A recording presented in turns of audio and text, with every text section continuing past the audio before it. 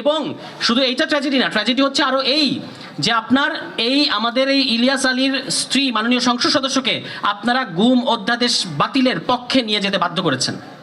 তাকে দলের ৭০ অনুচ্ছেদের কারণে তাকেও বলতে হয়েছে হ্যাঁ আমিও গুম অধ্যাদেশ বাতিল চাই, অথচ তার হাজব্যান্ড এখনো পর্যন্ত নিহত কিনা আমরা জানি না, বলতে পারবো না যে তিনি এখনো নিখোঁজ, তিনি এখনো আসেন নাই। চৌধুরী আলম এখনো আসেন নাই। সেই দল ক্ষমতায়, এখন সেই দল আমাদেরকে যে কথাগুলো বলছে খুবই একদিকে বিএনপির ইতিহাস পড়ি, আরেকদিকে এই বর্তমান বিএনপিকে দেখি, দুঃস্বপ্নের মতো লাগে। সত্যি কথা বলছি, দুঃস্বপ্নের মতো লাগে যে কোন বিএনপিকে আমরা ইতিহাসে পড়ছি।